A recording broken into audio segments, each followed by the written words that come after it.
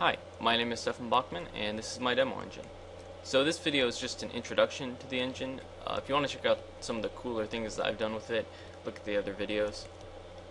So this engine is broken up into three major parts. The first part is the C# GUI you can see here. Right, I chose C# because I wanted to learn a new language, not necessarily because it was the best choice.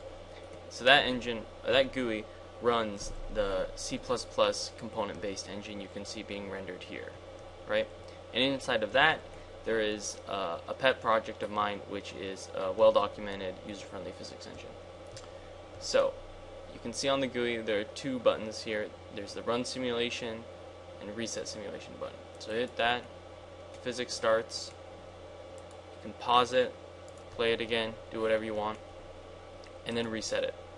Now the way I'm able to reset it is because all of the level files are stored in XML and I can load and save them at any time. So you can see here, if you go to File, you can go to Save, Save As, Close, Open, New. Any option you would find in any document reader. I tried to make it really intuitive. So I'm going to go to Open the Skull level, right? And here it is. Now I'm going to talk about the tabs. So there are four tabs here: Objects, Connections, Constants, and Debug. So in the Objects tab, there's another set of tabs. Don't worry, that's the last Inception tab. There's Create and Edit. Now for the Create tab, there are 5 basic shapes that you have really easy access to: cube, cone, cylinder, sphere, and capsule. And there's a 6th one, which is custom objects you can load.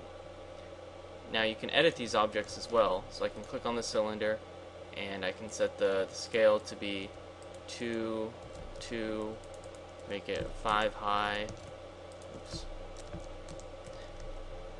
and then I can change the position, make it 5 up. I can really, I can change any component that I'm exporting across C++ to C#. I can change the physical properties, the name of it, the color, stuff like that. Alright, so now on to connections. So there are 4 types of connections here. There's the rope connection, the rod connection, spring connection, and weld connection. I'll go into them in more detail in a later video. But for now, you can see the rope connection. I'll just show you that. You can connect 2 objects with a rope, and then I'll start it up, and you can see they're connected. So the other connections work in similar fashions, but they're all different types. You can edit connections as well. You'll see them here in this tree view structure. You click on the connection you've created, and it's very similar to the object editing. You can see all the different parts of that connection.